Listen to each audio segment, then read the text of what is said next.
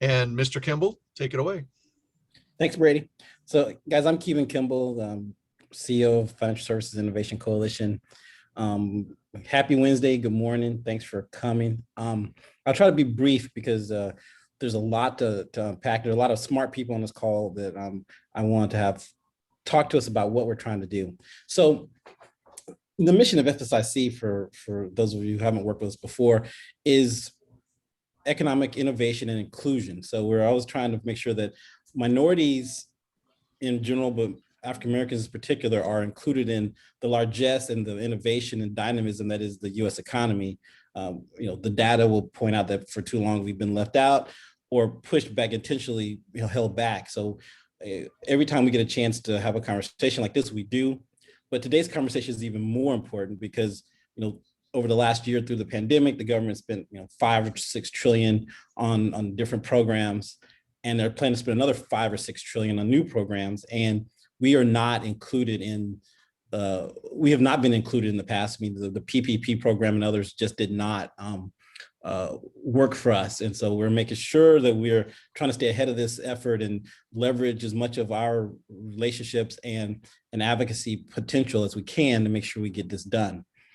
Those of you who have talked to before and those who I haven't talked to, advocacy does matter. I mean, we cannot, as an organization, as a group, stand by and let the world happen, then complain about it later. I mean, we have to engage, and it's painful and it's costly and it's, a lot of our time and effort. But that's, as a former lobbyist, I will tell you, the people who get the most out of this process spend the most time and effort and money in making sure their desires or needs are met or in front of the government. I'm going to start this with a quote that I love from Dr. King. It says, the arc of history bends towards justice. Well, my corollary to that is it bends towards justice because a lot of people like you lay your bodies on that arc to push in that direction. And so we have to engage. The rules of distribution are set up against us. So we're going to have Mr. Brooks, our legal expert, and Dr. Cunningham, Bill Cunningham, our economic expert, talk about some of the history of this and where we're going with it. And then we're going to have some actual direct government intervention ideas and some solutions that we want to approach. And we're going to ask you guys to sign on or call members of Congress, just work on this to help us try to get some of this done. We've got probably another 4 to 6 week period where we can really impact the beginning part of this infrastructure. I don't think infrastructure gets done until we get closer to the end of the year based on the pace they're going. But I do think, they're trying to shut it down, but our needs are discrete enough and interesting enough that I think we have time to make a big push. Where you can go to the next slide.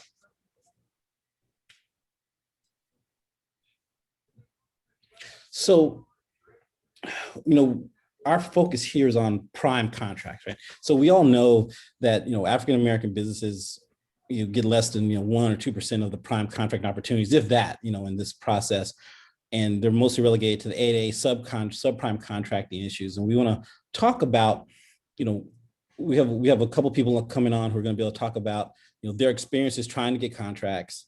Because what we have to do is we have to build a record for this that allows us to make the case both at the legislative level and administrative level, but also at the courts, because no matter what we do, we know someone's going to sue to say we shouldn't have any opportunities. So one of the things that I tell people to prepare themselves for is that if we're ever going to move forward, we're going to have to fight a fight. This is not going to happen because people care about us or people think it's a good idea. It's going to be a war of attrition based on our desires to get accomplishments. Everything in our processes in America are confrontational or adversarial. This is no different. So we'll look at the prime contracting numbers. We'll look at the Black home ownership numbers. Even at high wage careers, we're less than 1% of utility linemen or plumbers or truck drivers. No matter where you slice it, we've been, excluded. And I asked Bill Cunningham if he could come up with a number for me on this, but statistically speaking, but for racial discrimination, it would be impossible for us to be this excluded from the economy. I mean, there's no other way to, it's like 0.0000, like 1 in 500 billion, not chance that we would be at this number without, intentional discrimination over a long period of time. For instance, there's like there's a study that says there are fewer African-American men in medical school today than there were in the 1970s, and that Black wealth is projected to be zero by 2053. So we believe the cases can be made for very specific and direct racially focused remedies to help overcome this. And no one's talking about it. Everyone's afraid of Croson. So which is a lawsuit that from the 80s that said you couldn't do race specific remedies. We believe that there are ways around Croson, and also there should be a direct frontal assault against Croson. We believe it was wrongly decided based on facts that no longer exist. Brady.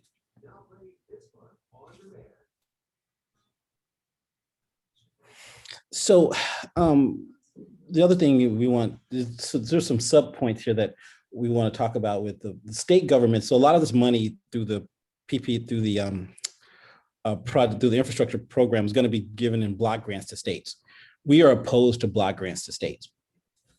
First, states refuse to help minorities. We work in a lot of states. We come, a lot of your communities we've worked in, we've come around. We know how impossible it is for you to get your Republican governors or your state legislators, even your city leaders to put money into our communities. So for instance, in the state of Tennessee, they refuse to spend $700 million worth of workforce money. That's crazy, $1 billion worth of workforce money just unspent. There are cities in Georgia, that refuse to spend tens of millions of dollars worth of workforce money. We know African Americans were denied opportunities in opportunity zone packages or new market tax credit packages. We refuse to give us the opportunities to participate. So we have been pushing back through conversations with legislators against so much money being given to states, with states having a lot of discretion because they've abused it in every way possible. And racial discrimination is almost always the number one reason the money doesn't get spent. We put Medicaid expansion here as just another example of the racial bias or the systematic bias against African Americans and other poor people, just as a way to deny access to the economy, right?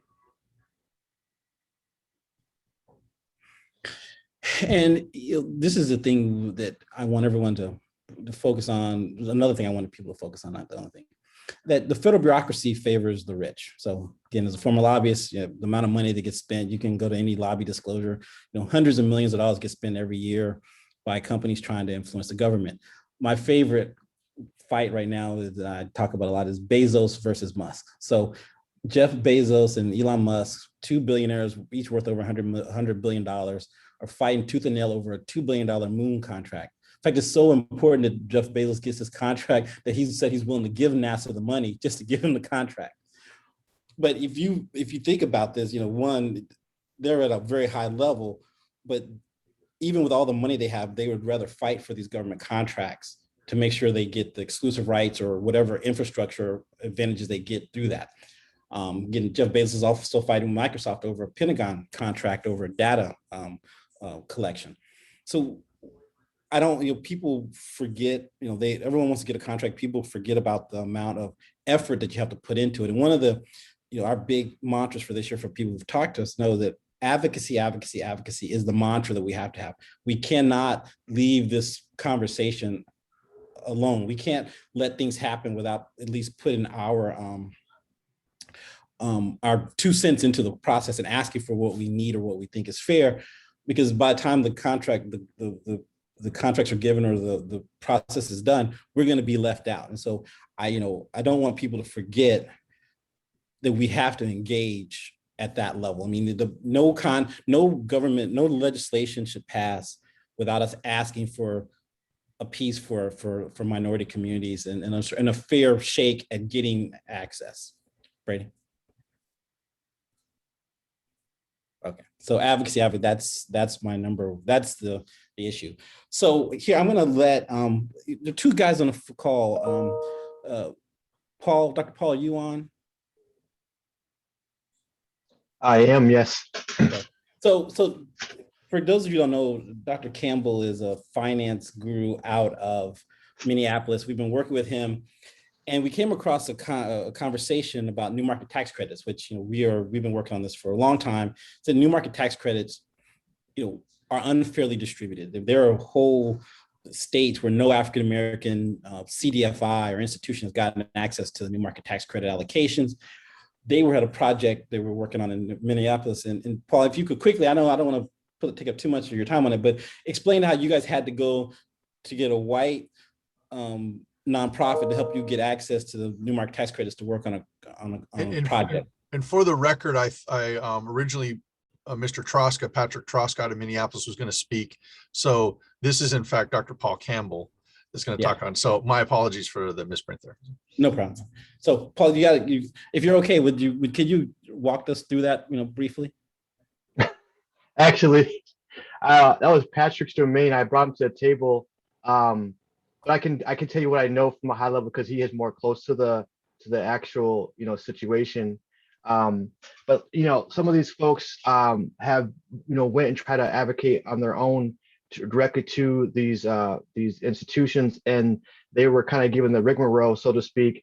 And it wasn't till they got some white contributors and people to come to the table that they were actually taken seriously. And so there's like biases that they're facing. Like historically speaking, they view from an investment perspective as risky and even putting some capital towards these angles. And so really what we found is by having our white allies, they're so crucial in order for us to actually get things done, because there's just inherent people kind of look for problems when we come to the table. And the example I always give people is the fact that when you buy a brand new car, it's a red Honda, for example, all of a sudden you see the red Hondas everywhere. But the way that the language is structured, the way that these opportunities come to play is whenever a black or brown contributor comes to the table, they're looking for problems more so than they would when a white contributor comes to the table. So that's kind of a high level of what's going on. And we had to do some creative thinking around this issue in order to get things moving. So. No, it's funny, in the contractor, Tri-City contractors out of Minneapolis who, I guess, doing the project, the African-American contractor, he said it was not lost on him that it took a white person to help them get this project done, even though, supposedly they're going to get credit for doing a project with African-Americans, but it took a white nonprofit to get it done. And our goal is to make it so that, Black nonprofits can actually participate. I mean, there's the New Market Tax Credit Coalition of minority CDFIs, and they're trying to figure out ways to increase their take, because their take is very little to non-existent. And this is an example that we've been bringing to the table about how the unfairness of this process, or the racial discrimination, is holding back development across the board in communities. The other person who, this is on a contracting issue and government contracting, which one of the reasons we're pushing this. And Martin, are you on? Yes, I'm here, Kevin. So Martin, thanks for coming on. So guys, Martin Mason is a really great guy, and he's working on a bunch of issues, workforce and others. But he and his cousin run a trucking company, African American woman trucking company, and they were trying to get contracts. And Martin was telling me the story. We were talking about this, and he goes, "Yeah, even if they put $1 trillion in, no blacks are going to get the contracts because we've tried." So Martin, if you wouldn't mind, if you don't take a few minutes as kind of relaying your conversation. Sure. So I'll do this as briefly as I can. My cousin started a trucking company about 4 years ago. She's my younger cousin. She has a college degree. She worked in corporate America for a very long time with like Bank of America, I believe, and larger furniture companies. So she can walk the walk in terms of working in the corporate world. I guess she'd gotten bitten by the entrepreneurial bug, and she decided. We lost you, Martin. Martin.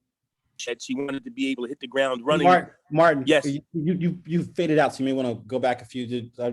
After the Bank of America part, you may want to start from there. We lost you.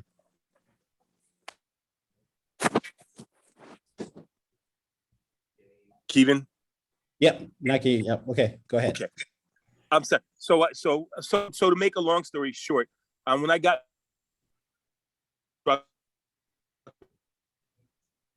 I think your internet connection is failing. Cross all the T's, dot the I's.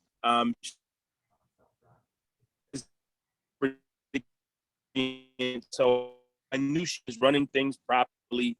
She asked me what's Hey, Martin, we're gonna have to come back to you. We're only getting about every third, fourth word. And the second thing was to go after contracts. Martin. So, we had heard that United States Post Office place you could get contract opportunities. And so that's one of the first places we went after. And in trying to get this contract with United States Service, we actually had to.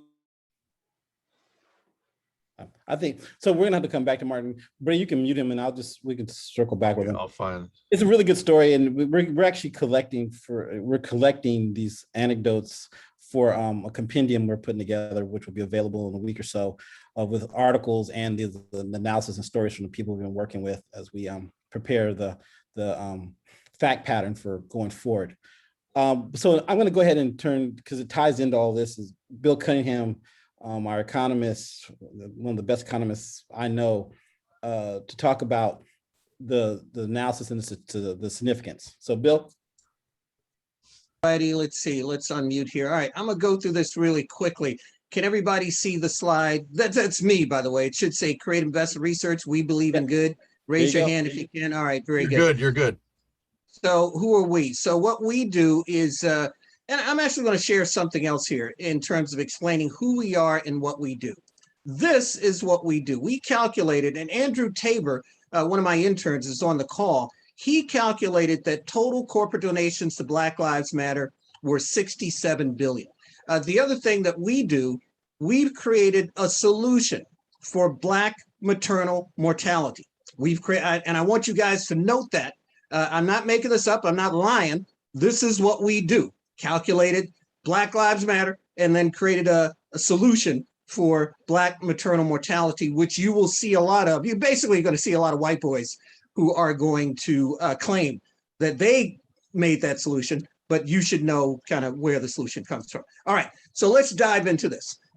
What we've been asked to do is take a look at the statistical background that relates to some of the economic profiles of Blacks in the US. One of the keys, as you all know, one of the key wealth building tactics is home ownership. But here's the thing, Black home ownership today is the same as it was in 1970. It's actually lower today than it was in 1970. Now, that's important because, when people talk about Black wealth, how come Black people don't have any wealth? Well, it's because of this. And I'll talk about what some of the other factors are as we look at this. Now, this is a chart that shows median income for Black families and income for white families from 1947 to 2001. I want you to note this bump in the green line is Black median income, the blue line is white median income. So note that in 1947, they were relatively close. And over the intervening period, that gap has gotten wider and wider. You see in about 1990, 1993, 1995, you see a decline in Black median income. And that's due to Bush and to Clinton, the war on drugs, NAFTA, and Goldman Sachs coming in and taking Black houses. Goldman Sachs, Wells Fargo, Bear Stearns, all of those guys coming in and taking the Black home ownership equity out of the Black community. So what does that lead to? That leads to continuing inequality. This chart shows inequality in the United States of America. It's calculated by something called the Gini coefficient. Google it, G-I-N-I coefficient, G-I-N-I. And by the way, you should be taking notes. Take notes on all this stuff. Email me, info@creativeinvest.com if you want a copy of the presentation, but take notes. A Gini coefficient is a statistical measure of inequality. The way to think, it goes from 0 to 1. At 0, if the Gini coefficient is 0, everybody has the same income. If the Gini coefficient is 1, then one person has all of the income. One person has all of the income if the Gini coefficient is 1. What this chart shows is where the Gini coefficient is for Black and for white people. The key here, and this is from 2009 to 2019, what you need to note is the fact that inequality is increasing. We're coming closer and closer to 1. And remember what I said about the number 1 from a Gini coefficient perspective? It means that one person has all of the money and the rest of the population gets money based on what that one person with all of the money decides to give you. So that's where we're going. Elon Musk or who's the other guy? The guy that just went to the moon. Yeah, they have all of the money, and they decide what they're going to give you. That's kind of where we're going. The other thing to note, and this gets to what has happened with Black Lives Matter. The other thing I want you to note is I want you to note the gap in 2009 versus the gap in 2019. You'll see that those lines are moving closer and closer together. So white people are not unaware of the fact that inequality is increasing in the economy. They're not unaware of that. I think that had a lot to do with the Black Lives Matter movement, the sensitivity, the increase in the number of allies. Everybody understands if we don't change the directionality of this chart right here, then 10 years, 20 years, whatever, you're going to wind up with a situation where one or a very few number of people have all of the money, literally all of it. Okay, so that's in part what's going on. Now we're talking infrastructure today, and this is a chart from the New York Times, an article on the infrastructure plan, what's in and what's out. I encourage you to take a look at that. We're going to take a quick look at this to see what the implications are for Black people, for Black companies. You see, the initial proposal included a number of areas that were very positive for Black economics. They included home and community-based care, housing, schools, and housing building, school buildings, that sort of thing, construction, R&D, and manufacturing. All of these areas, which would have been hugely beneficial for Black people, Black companies. You move over to the current proposal, which is what the legislation is in the Senate that is likely to pass, and you see that all of those areas that would be good for Black people have gotten zeroed out. So what that means is that the current proposal, this infrastructure, it was already challenging, as Kevin mentioned, and this is part of the reason why I'm on this call. As Kevin had mentioned, if you wait until the bill is passed to try to get your share, you're not getting anything. You'll get a couple of crumbs, that sort of thing. But you need to be engaged in the process when they're making, and this is why I put up this chart. You need to be engaged in the process when they're determining what to keep in and what to take out, so that the stuff that they keep in can benefit your community. What we see is that the stuff that they took out specifically would have benefited the Black community in a big way. From an economic perspective, what that means is that the Black economic multiplier for the infrastructure spending plan, as it relates to Black people, went down.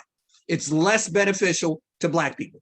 And what that means is that you've got to scramble to get a piece of the stuff that they left in, bridges and roads and, all of these other types of things. There's opportunity there. But as we know, it's going to be tough for Black people to grab a hold of those, tougher for Black people to grab a hold of those opportunities under the current proposal relative to the initial proposal. All right. And here's one of the reasons why. When it comes to the current proposal, what's actually been left, when it comes to that, and Black firms in particular, we know that those infrastructure contracts are going to go to Asian firms, they're going to go to Indian firms, they're going to go to white women firms, they're going to go to Hispanic firms. They're not going to go to Black firms. So federal contracting requirements, the 8A program, which I'll talk about in a second, and others, exist to limit Black wealth, not to increase it. That's the historical, the statistic, that's what the numbers reveal. That's what the numbers reveal. And if you want proof of that, let me point to another thingy here. This is, hopefully everybody can see this chart that says, or this article. that says documents from discrimination lawsuit reveal bias. Can you see that? Raise your hand if you can see No, I that. can't see it. You No. can, No, cannot. cannot. Okay, let me hang on for a second. I'm going to reshare my screen so that you can see that. Now, can everybody see that now? Yes. Is the SBA program a racist institution? Yes, yes. Let me answer that question for you. Yes, and here's how we know. $25 billion in funding, none of it goes to Black people. Literally none of it out of their SBIC program. And again, this is the statistical analysis that has shown this. So I'm going to go back to my presentation again.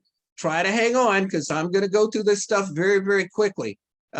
Infrastructure, PowerPoint, there we go. All right, now we should be back to the slide that says most minority infrastructure contracts. Okay, very good. So and one of the things is the percentage of this work that would have gone to Black people has been taken up by every other minority group. And specifically, one group to take a look at are Alaska Native corporations. Not only do they have a firm tie into the SBA 8A program, but they also have the ability to issue tax-exempt bonds to finance their 8A work. So not only am I going to give you a lead position in the 8A program, but then I'm going to allow you to set up a financing facility where you can issue tax-exempt bonds, So if you get a $100 million 8A contract, you can issue a $100 million tax-exempt bond to finance that work. This is in part what we need. Kevin asked me this morning, well, we should say stuff that, people can actually implement. This is it. Tax-exempt bond issuing program for Black companies in the SBA 8A program. Otherwise, it's not going to make a lot of sense. All right. Now, here is more data on the SBA 8A program. And the reason why we're focusing on the 8A program is because it is likely to be the tool that the Biden administration, Congress, and the Senate are going to turn to when they talk about increasing economic opportunities for Black people. The problem is it doesn't work. It doesn't work for Black people, works for everybody else, Asians, Hispanic, white women, Native American corporations. So you have to recognize that and you have to make a change. Here is more data on the SBA 8A program. This is a chart that shows the total 8A contract awards in billions from 2010 to 2019. 2010 to 2019. Now the total, and this is by year, by the way. So you see 2019, it was about $30 billion. $30 billion in 2019 awarded 8A contracts awarded to supposedly minority firms, all right? If you add up all of those numbers, the total over from 2010 to 2019 is about $300 billion. $300 billion in contract awards out of the 8A program. And again, one of the things that SBA does not do, they do not release this data by race, right? They do not release 8A contract award data by race. So you would like to know, let's go to 2019, you'd like to know how much of that 30 billion went to Black-owned firms. They have that data, but they are very, very reluctant to release it. And we've been looking for that data for years, and I'm sure it exists somewhere in some SBA report, some spreadsheet that's hidden. But what you want to do, if there's one advocacy request, there are a couple, actually I have another one.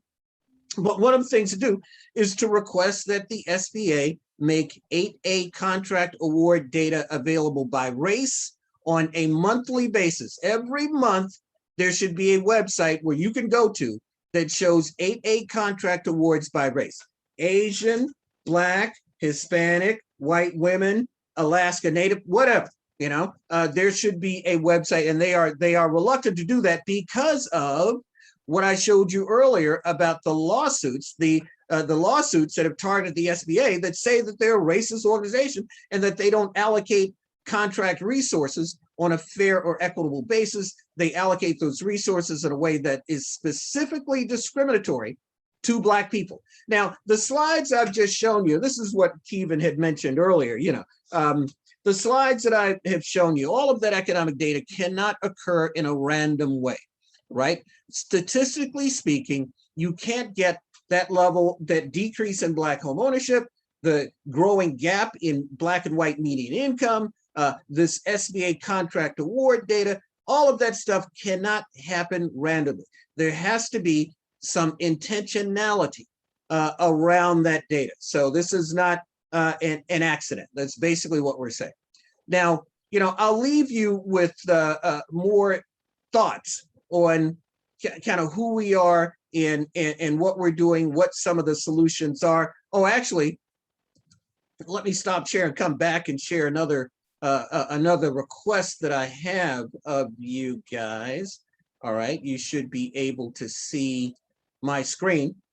So one of the things that we've done, remember I mentioned how Andrew Tabor in my firm has been calculating the total number of Black Lives Matter pledges by corporations.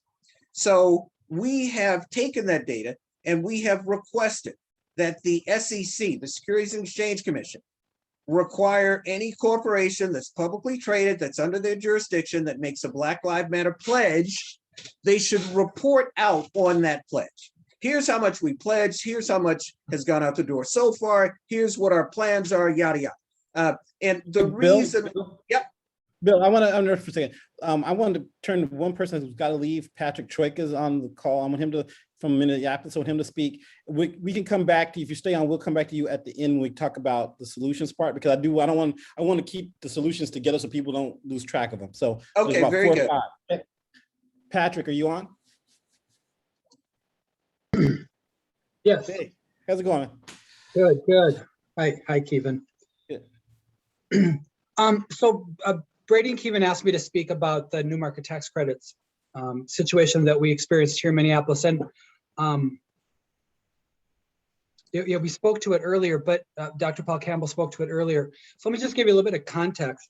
So I used to work for a small family foundation that was working with two Black-owned businesses on the north side of Minneapolis about redeveloping a building that was owned by the city of Minneapolis. And we were going to redevelop that building as a partnership, a three-way partnership. The foundation was putting in significant equity. The other partners were putting in smaller amounts of equity, mainly equity that came out of the development and general contracting fees that they were earning off the project. The project itself was about a $7 million project, and in a pretty highly disinvested area. So we were already starting from sort of a lower starting point when it came to the valuation of that property. The city was selling it to us for $1. We went to one of the new market tax credit providers in town, Sunrise Banks. And Sunrise Banks is one of the few that does bundled deals. So we were looking for a smaller amount of new market tax credit money to be part of this bundled process, where they basically take a bunch of projects, bundle them together and sell them rather than a single project. And we were initially talking to them about $2.5 million in that project. And when we finally got to the negotiating table later on, it suddenly was $2 million. And so they had dropped $500,000 off of the amount. And then they proceeded to do the appraisal process for the project. And when they came back with the appraisal, they told us that the appraisal would only allow them to provide a $1.6 million new market, new market tax credit loan. And so, I mean, we went from 2.5 down to 1.6, and we weren't understanding exactly why. And the appraisal, if you want to read a 100-page appraisal, you can get all the detail. But bottom line with the appraisal is it said that because of the community which it was located, which was a poorer, more divested community, primarily African American, that it couldn't justify it because the valuation of the building would be so much less, and it would be underwater going into the actual implementation of the project. So it took me going back to Sunrise Banks and calling the question, like, how can you make a judgment about what the value of that building will be in the future off of an appraisal that didn't make a lot of sense, because the comps they were using were not comparable comps to the appraisal. And called the question and really and told them, there's no reason why this project doesn't work. It cash flows. The amount of money that it'll make will definitely service the debt. We've got tenants already committed, so it's not like this is going to be a building that won't make money. It will make money, and it'll make enough money to service this debt. So it took a lot of pushing, but it took me, a white guy from a large foundation in town, forcing this institution to do what was right.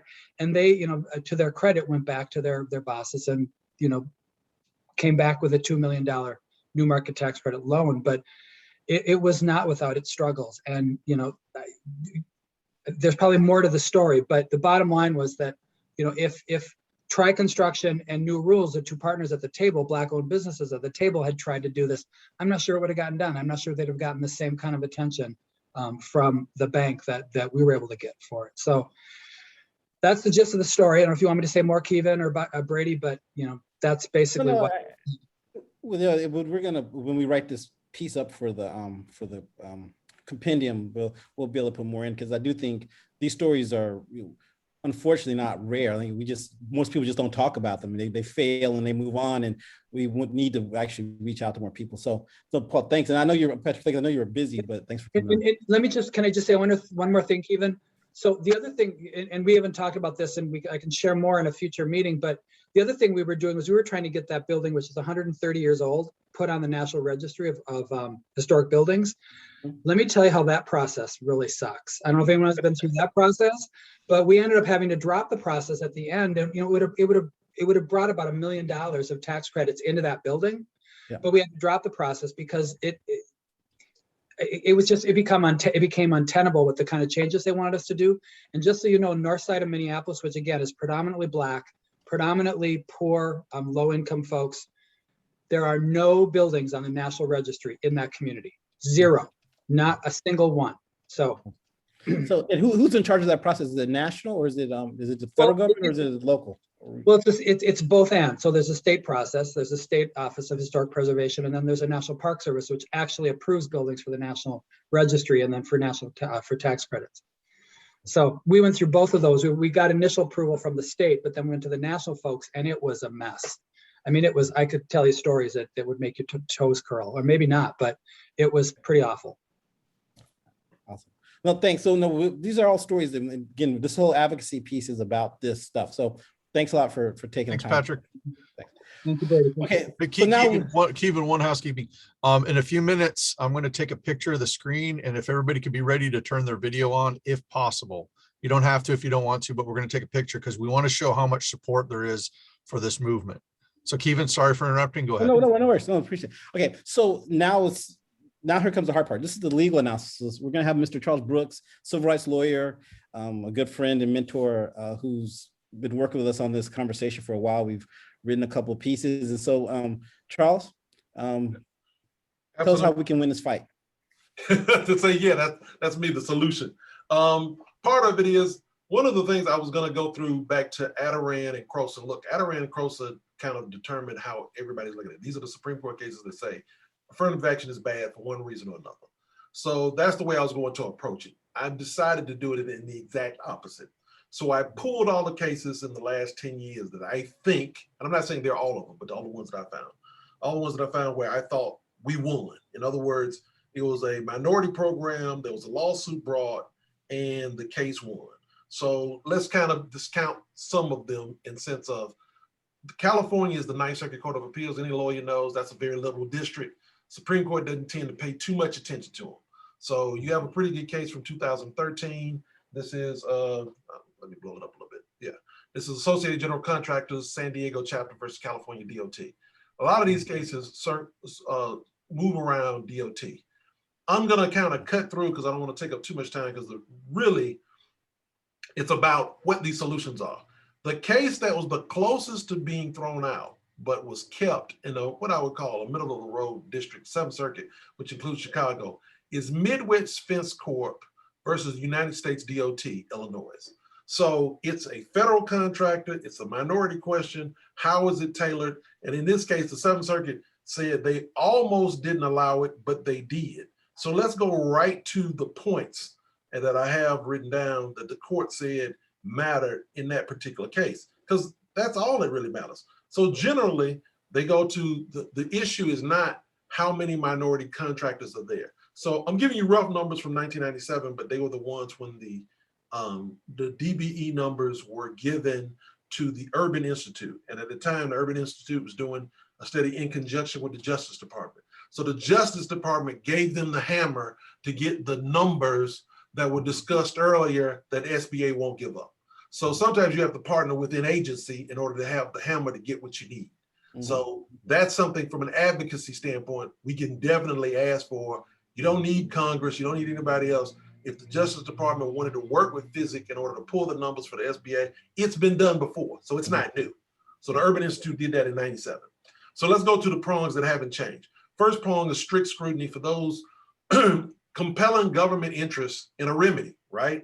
So the notion is, this notion of discrimination, yeah, it happened a long time ago. It's nothing about it that's going on now. Now keep in mind, I'm giving you a snapshot from 97, but basically those arguments circle around every 3 to 4 years or so, and you're gonna see them again now. So what does that mean in terms of us? What's the scrutiny on what you're trying to do and the implementation of the program? So let me go back to a couple of things that go back to the 97 numbers, but I don't think that they change.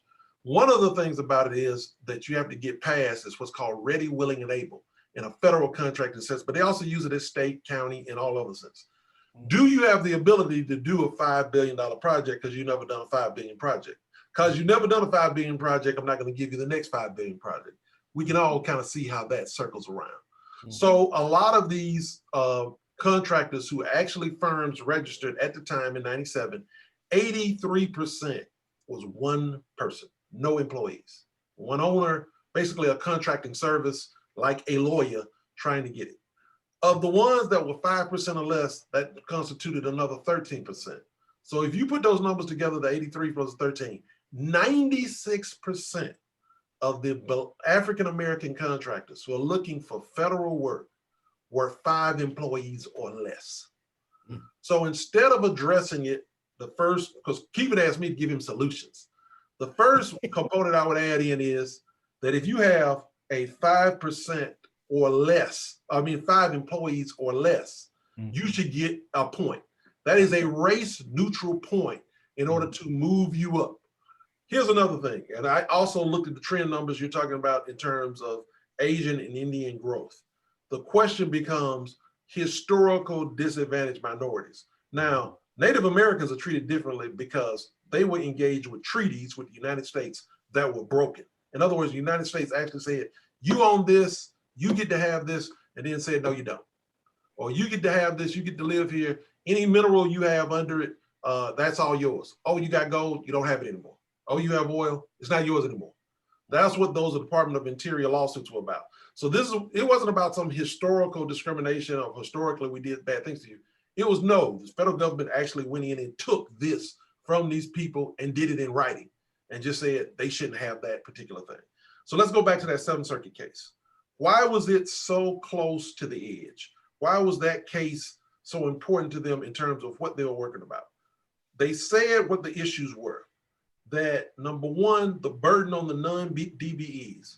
Look, the solution has to address how does it affect majority companies. If you don't address it, you out the door. What are they talking about? Taking contracts from one company that already has it and bringing it to another. That's why when our conversations with Keevan, I was like, look, we've got to concentrate on FEMA and new developments abroad. But the infrastructure is the inherent new project. So I'm not trying to move away from your topic. I'm just saying, I talked about those two things. You've emphasized the infrastructure because there isn't an impact to something that doesn't exist yet. But once I have it, it's like they're saying you inherited it for the next 100 years. That's a discussion for another day. Number two, over concentration. That is the worst argument. There's other things we could say. That's the worst argument I've ever heard. If we try to help these Black people, they get helped too much. I mean, that's really what overconcentration means. So you can take that for whatever it means. You have to have some race neutral topics in order to add. I would suggest, and this will remove certain people who were Black but came here in in earlier generations, like let's say a Colin Powell. I think his parents were immigrants from the Caribbean. Historical discrimination that would move a lot of African Americans in terms of they'd have to prove their genealogy into a different category in order to have a point that's race neutral. Because that historical point is these people in my family who tried to do business or tried to live in this country were affected by this loss of property, this loss of thing. It's actually a proving burden. That's a tough one, but I understand that. Analysis of capacity. That one is the one that hurts the worst. Because analysis of capacity, the reason why that almost always gets you is then you have to partner. And then once you partner, you don't get the benefit of the contract. That's the loop of that particular. Where's your capacity? Oh, you don't have it. Oh, you got to get somebody else to partner with. And then that person says, I'm bringing all my resources to the table. What are your resources? The truth of the matter is, the United States government always makes adjustments for this.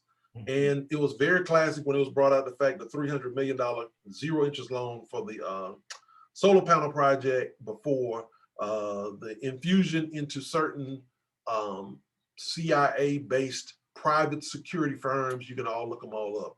A lot of those guys got their money in the contract up front. So if I get my money up front, guess what? I'm going to have capacity. Right. So that particular ability is there. And then, but contracts eligible goals must be subcontracting possibilities. That is the one that's the most dangerous in what I think they wrote up. In other words, you're not a contractor, but we really should slide you into this subcontracting category. And that happens a lot at FEMA. That is the worst thing of all, because what happens is the money gets sucked out at two different levels before it. So there's this massive multi-billion-dollar company that gets a hold of a FEMA contract to rebuild homes in Louisiana and Texas. They then go to those two separate states and they get the major builders in that country say, hey, in that states and say, hey, why don't you take on yours in this section, yours in that section, yours in this section, and they go, okay. And then once they've sucked all the wealth out of it, because all of this is just paperwork. This is paperwork. Then you got to actually do the thing. Then minority contractors get hired on a very thin margin and they're told to build. And I'm sorry, I'm sure because our clients, the ones that when we started on talking about this, I think it was February 2020, it was right before COVID hit Cuban. They're working today. So I mean, I can try to bring them back into advocacy, but there are quite a few contractors who are affected by this point blank and just like, well, I got the contract. Well, once we did the research, no, you didn't. There was two levels above you where you didn't get anything and actually the value was, so I'll give you some stark numbers. One of them, it was the rebuild for very devastated homes. I think it was 75,000. And then it's subcontracted down to the state guys for 50. And those state guys subcontracted down to cases where it was $39,000, $40,000 worth of repairs to maybe 42, 43. So, and these guys are taking their lumps in cash. So they keep moving. And then they leave the burden on the subcontractor on these super thin margins trying to make money, just trying to literally feed themselves. And they had a hard time. Keevan knows it because they drove to DC. They couldn't afford the plane coming from Northern Louisiana, going up there, meeting with Keevan to say, hey, this is what's going on. So that's a group of it. So those issues. So let's go back to what that Seventh Circuit case talks about. Capacity to me and ability or ready, willing, and able, because that's the phrase that's used over and over again throughout. Those are the big ones in terms of what's it about. But that's why you have to have an institutional bidder. Your nonprofit dynamic, I really like that. If the nonprofit slots itself at the top and then moves down in terms of the allocation. And also there are institutional players who are available, and particularly HBCUs can be used. I think you're going to run into problems if you try to use something like a religious institution, the Black church. I don't know what other service organizations would be interested in taking an aggressive stance in that for their membership. I've never seen that. I'm talking about Black service organizations, African-American at the moment, but it didn't stop any other service organization from saying, we're going to be at the top in order to bring it in, to bring it down to our membership. So I'm just going with the one that I know is the easiest and not just historically, presently takes place. The Ivy Leagues bid for major contracts to take care of their the engineers and architects that come out of their colleges and institutions. So there's nothing unusual about that. There's nothing new about that. But to address the people on this line right now, moving as a collective in order to capture at the top level in order to move down is absolutely possible to be done because the infrastructure is on this line to do the bid capture sub-bid process, right? So yes, there should be help for contractors as they exist, but then we also need to have the infrastructure tools to get past some of the obstacles that they have about largesse, because they don't have the largesse. And they're not going to have it tomorrow, because even if you gave them the money, what does that mean? In other words, it has to be infused to them collectively so they can get enough projects so they can hire more people so that they can grow. So it's kind of a loop unto itself. So let's go to some things that people are, and I don't want to take up too much time, Keevan. One of the things that people go to, because I know you want to wrap up with questions. Yeah. A lot of times people go to the Office of Federal Contract and Compliance Programs. The problem with that is that's about being an employee or working under the contractor. That's not about getting the contract. So a lot of times people are directed there and say, well, you're working with a federal contractor network, he'll help you get a job. It funds you right back into the job category outside of the ownership category. And so we've got to find a way to change what these ready, willing, and able numbers mean in terms of what they're doing. And the fact that the Urban Institute got a hold of the numbers that are relevant to what race had what, and they pulled every last one of them. They got them because the Justice Department became their hammer. So the Justice Department, if they gave FSIC the ability to look at, can do it tomorrow. That doesn't take legislative assistance or anything. It takes somebody at the Justice Department to say, okay, we're going to partner the way we have in the past. There's nothing new about that. Right. But when you do that partnership, you provide resources, because then FSIC would need the researchers, we need the lawyers, we need the Those things are very discretionary to be done in order to address it, if we're going to address it at a real level from SBA. And a lot of this is concentrated on SBA, and that's fine. And I don't want to move away from your focus, but I just want to say the small and small business means that, and commerce, it should be the next thing that we're going to have. But obviously, I don't want to get off your topic. No, I appreciate that. No, again, this is a bigger fight. We try to narrow it into pieces, otherwise we could be here for 3 hours. So I'm trying to try to break it into the pieces for everybody. Right. So we actually made, to your point, we may do a commerce and a transportation. There may be different conversations. Right, because if you look at a lot of these transportation and the ones I pulled where there was a victory, in other words, the DBE programs held. You had a DOT case in Minnesota. You have a DOT case you have 2 DOT cases in Illinois.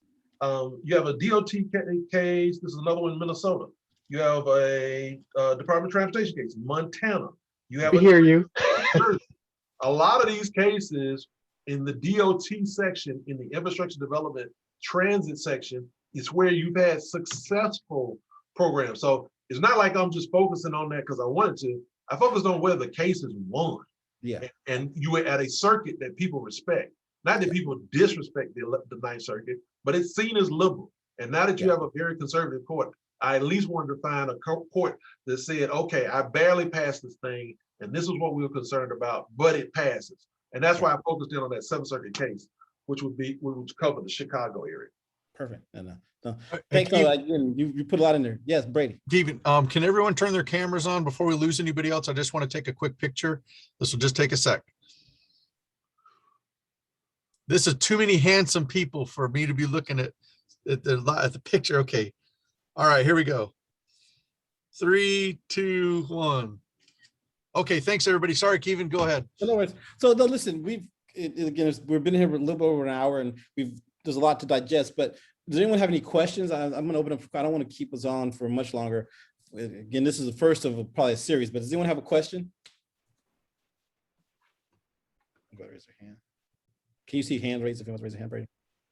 Brady, see anyone raise their hand? I can't see them here. Let's see here. Buddy, but if anybody wants to unmute themselves and speak up, go right ahead. If not, then hey, Kevin. Yeah. Go ahead. Go ahead, William. All right. So real quickly, just kind of following up, I appreciate where you're coming from. You know, from our perspective, one of the key solutions would be to modify the SBA 8A program so that it only applies to Black people and to Native people. Now, given the fact that there's $300 billion at risk. We know that's never going to happen. They're never going to make the 8, and that's where it started, by the way, in the 1970s. And one of the things that we didn't get a chance to talk to, if you look at the SBA 8A program data from the start and look at the benefits that were going to Black people, it was huge. I mean, it really worked to increase Black economic activity and participation. What happened was that if other groups, none of this stuff stays still, Asians, Indians, East Indians and natives and others saw the success of the program and jumped in. So what you have to do is refocus that program, I think, on the specific groups that you want to benefit. Now, lastly, one of the things I posted in the chat room was I posted a link to the petition that we had submitted to the SEC requesting that they issue a rule that require companies report out on their Black Lives Matter pledges. If you can take a look at that, you can submit a comment or support that Black Lives Matter pledge rulemaking request that we made. And I guess I'll leave it there for right now. But overall, good job. Yeah. So Tracy Harvey has a question, and then William Baker. Let me get these questions, and I'll come back to you, Charles. Tracy, you have a question? Good afternoon. Thank you so much, Keevan, and a great program overall. We've learned a lot. We're calling from Leading Ladies RVA, which is a business civic association. And my question is kind of twofold for Mr. Cunningham and Mr. Brooks. You talked a lot about the statistics with the SBA. And I'll be honest with you, a lot of our constituents don't know a lot about federal loans and federal programs. So what are some ways that you think twofold that people can get more educated, but on the other end that we can advocate to kind of help solve the problems that you've talked about? Okay, I can address that one really quickly, because one of the things about SBA, when my first trip and introduction, and I just got to give credit to Keevan. Keevan was like, "You're not active on this side." So I went into a regional office, and I went to a regional office very deep into the Obama administration. And I was told, "Hey, you're the first here." Like, you're not going there. So I understand there's stuff on the internet, and I understand that there's stuff out there, and you're going to run into a lot of dead ends, especially if you don't have a lawyer to negotiate the fields there. If you're at the point that you say, "Hey, I don't even know what I don't know," I get that. So there's a certain level to that portion of it. And the internet searching works.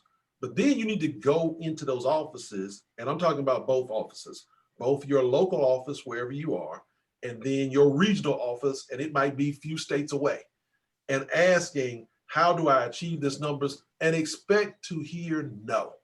Absolutely can't do it, can't help you. But then you have to go back to the construct of what caused the no to occur. You're not going to get all the answers, right? So you're going to get partial of it. Then when you know what defeats it and what hands it that way, then you can circle back around and say, "Okay, this is what they told me. This is my problem. These are where I fit. These things don't work for what I'm trying to do." And so then lawyers can got to get into the next level of whether or not it's an economic zone, whether or not it's other things. But you shouldn't have to get to that level right off the bat. Now, going into the SBA website is it's going to be a morass for those who are not used to dealing with government administration, and I get that. So what you really want to talk about is your project in general terms. You're going to probably go to your local office, and you're going to probably move on to your other one. Now, for those of you who are doing import-export, I just want to say this really quickly as a contractor. A lot of times, if you're dealing with somebody overseas because you're trying to get a better cut on the deal, this is just free advice. It only costs, I think it's either between $350 and $500 that the person who you're dealing with can show up at a U.S. embassy and you can Zoom call with them at the embassy. What does that mean? That means they swipe their passport in order to get in that building so that you know you're dealing with a legitimate person. That's just a side note. So there are all these kind of things that SBA has. First of all, you have to have your project. Then you want to move to how you're going to present it. And then you want to know what's your goals and objectives. Ask locally. And then then you'll know what you need to know to ask. In my opinion, those are the steps. Did I answer your question? Yes, that's awesome. Thank you so much. And let me jump. Wait, hold on, wait, Bill. William Baker, let me get the question. Let me get through the questions. So go ahead, William. Hey, excellent presentation. To any of your panelists, what down to where the rubber meets the road, where we're finding disparity is in the procurement laws and implementation of their procurement policies. Example, we're working on a project now, and we talked to a county in Georgia, and they know we're the lead in getting this particular project off the ground. The young lady said, "Oh, it's just strange that this line here said you must be bonded at this level in order to do this particular project." So we are addressing that issue. But what can we do as an advocate to advocate justice in the procurement process, or to alleviate or to give us that fresh start? Because these white boys, these engineers started off in their garage, but they have $1 billion contracts, a DDOT contract to $50 to $30 million for one employee. What can we do to address that issue from a procurement standpoint, even on local and state level? Well, I think I can answer both questions that have been asked. So I'm going to reference minorityfinance.com. Take a look at that website. That's one that we've had since 98. Secondly, in the chat room, I also posted a link to our free Udemy class, How to Finance a Black Woman-Owned Business in 2021.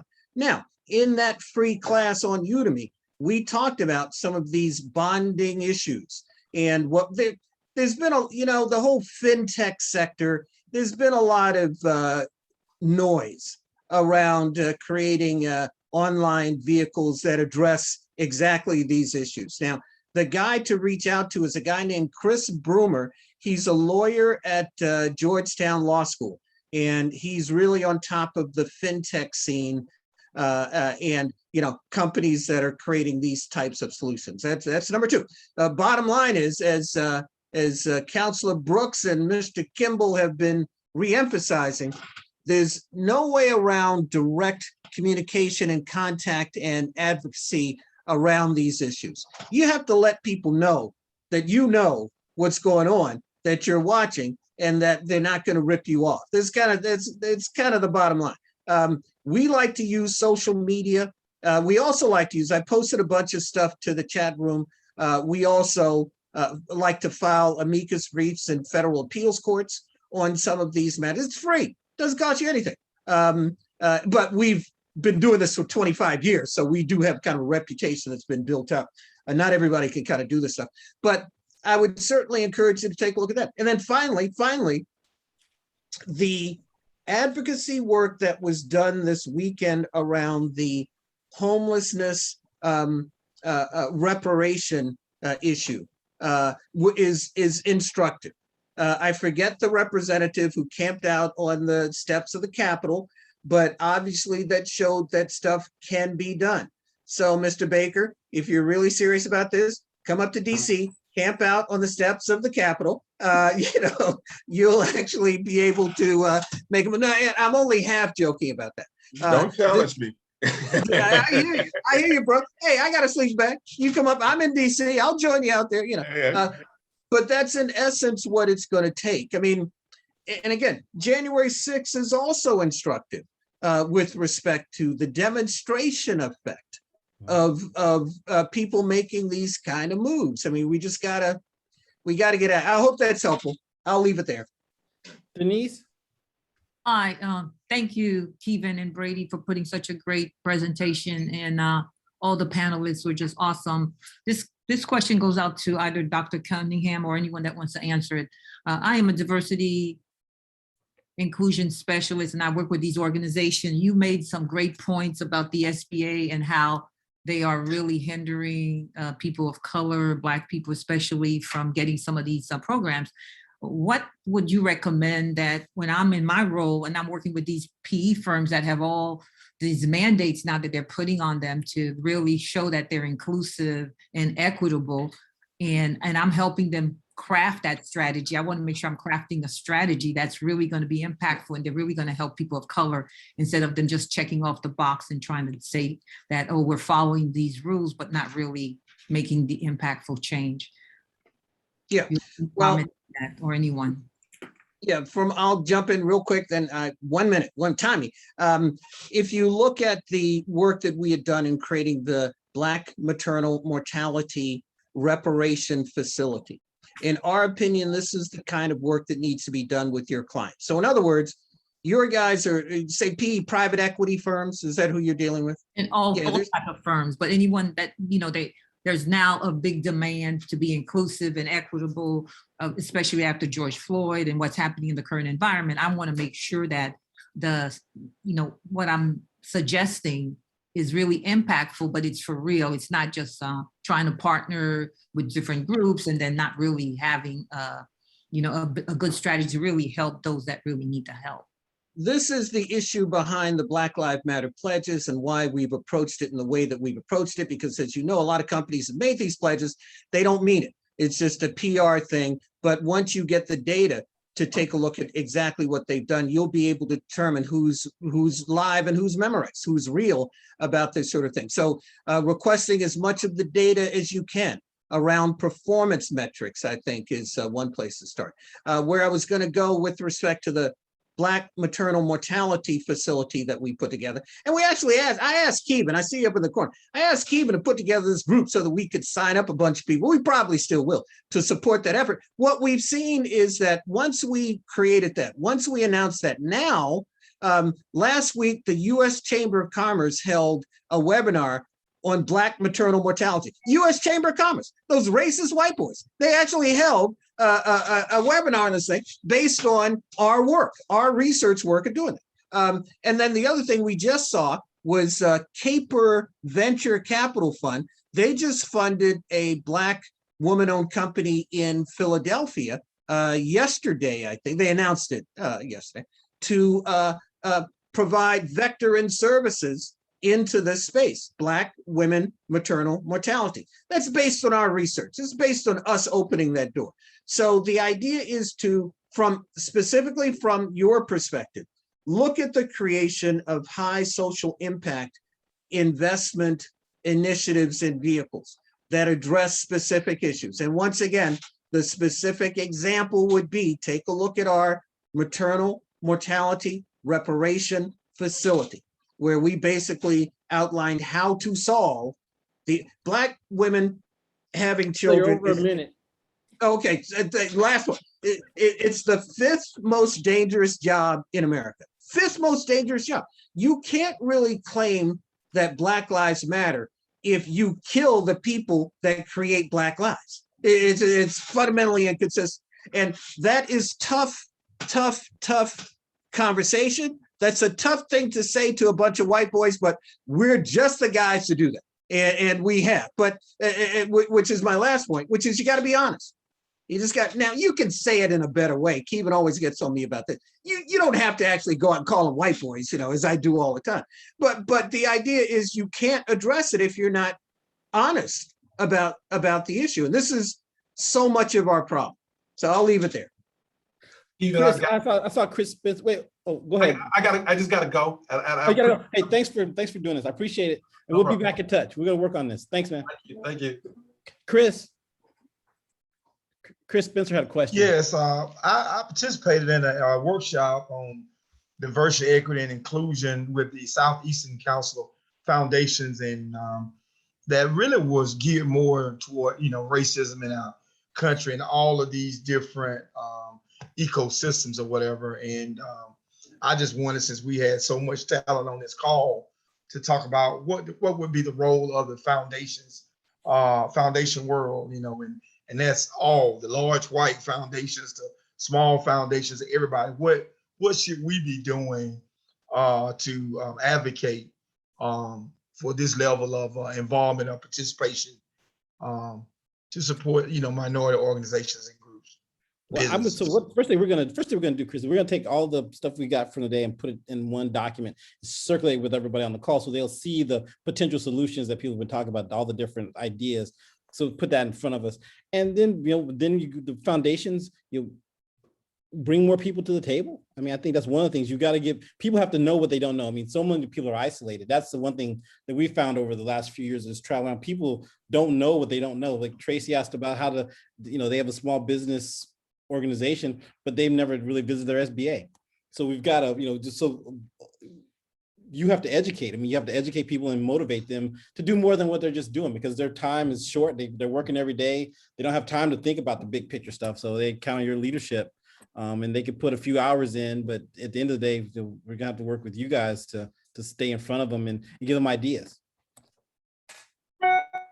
Thank you. And one of the things that came out, it was a very diverse group of leaders, about 48 leaders across the country that was on the call. And there were white men, white women, and everybody was represented there. And there was a group that did a workshop on racism and all these systems and in these areas. And, I agree, there's a lot of education got to be done because some folk, and I believe it was Mr. Cunningham indicated that some folk they don't really want to hear the truth. I mean, they don't want you to even talk about teaching, critical race theory and all these things because they know that they messed up in the beginning and they still messing up right now. And so it's got to be a voice. It's got to be a collective voice of everybody that believe.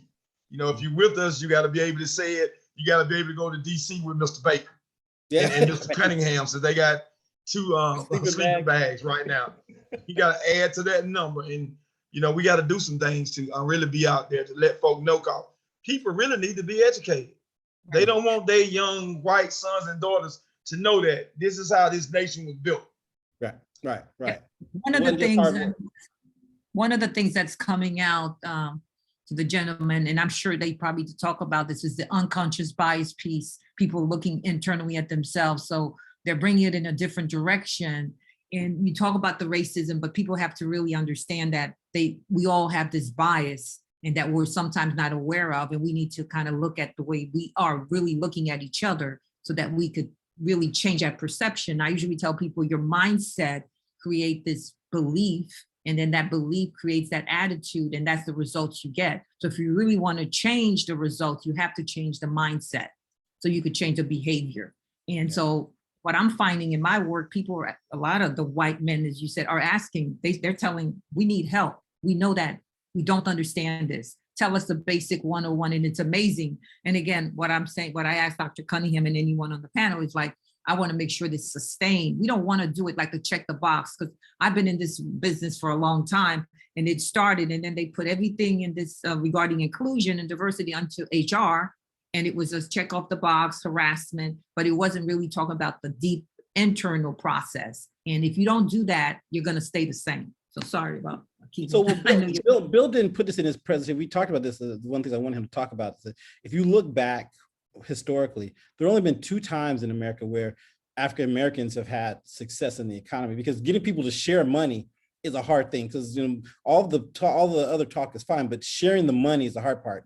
And so only during Reconstruction or after the Civil War and at the beginning of the Civil Rights Movement, like the first 20 years, like after from 65 to like 85, did you see improvement. And so I think, fighting that fight is hard. You've got to get people to share. And so to your point, Denise, if people are checking the box, if they're not sharing them, if they're not giving contracts to people, right? If they're not promoting people, if they still look around there, less than 1% of, if less than 1% of their workforce is African-American at the highest levels or at the technical levels, that means they're not investing. If people forget that at the end of the day, even sports, even an athlete, people think about athletics as being this, easy thing, but we invest a lot of money in athletes. I mean, from the time a kid is 8 years old and people figure out he or she can play a sport, they invest tons of money in them. But for the rest of us, they don't invest any money in us. We end up borrowing money to go to college. They don't invest any money in a regular person to have all these jobs, right? And so that's a big problem that we have to face, that for all these companies that they want minorities, but they don't want to spend any money. So if they're not willing to spend the money, to your point, they're not serious about the inclusion. Oh, definitely. People vote with their dollars. Mm-hmm. Bless you guys, we've taken up way more. It's almost 1:20. So, if there's anyone has a pressing more question, we'll circle back. There's a lot of good ideas that came here. We'll send out a note about what was talked about, and we will actually take some of these ideas to heart, like the taxes and bonds and some of the strict scrutiny stuff, and a few of the other ideas that we can actually try to implement trying to figure out a way to redo the 8A and put something together we can all go to Congress with. We want you guys to go to Congress, and then, Chris, to your point, on the local level, you guys got to beat up on your legislators. I mean, there's no reason why some of these states, they haven't expanded Medicaid, or they haven't spent the housing money. I mean, in Alabama, I bet you they haven't spent a dime on the mortgage or the rental assistance program that they got from the federal government. So those things we have to work on. Keith, I have one last question. Sure. I see the average age on this ad is probably 25. Most of civil rights and economic movements that have been successful for people of color have been around 10.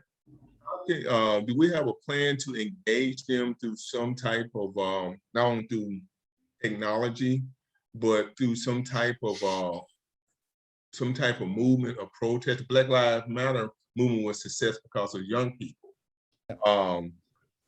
This should be, maybe we can gear off or start planning for some type of event in a movement and for a visit to Capitol. And let's start identifying these young leaders as we're 25, they're 10. Let's start passing these responsibilities over to the younger generation. No, that's a good idea. I mean, we do need the energy of the youth, and I guess part of it starts at home. People become engaged because of the family. So we have to circle back, and everyone who's engaged, bring more people to the table. That's a good question. I don't have the answer for it. Okay. Okay. Thank you. All right, guys. Thank you, everybody. All right, everyone, that concludes if we have a next one, if everybody could help bring somebody, we need to grow this coalition. Thank you very much. Chris, go ahead. Sorry. No, I was just saying, I was just waving goodbye. Oh, okay, all right. All right, guys. When you speak, people listen. That's right. Thanks, everybody. Have a great day. Okay, we are closing it down.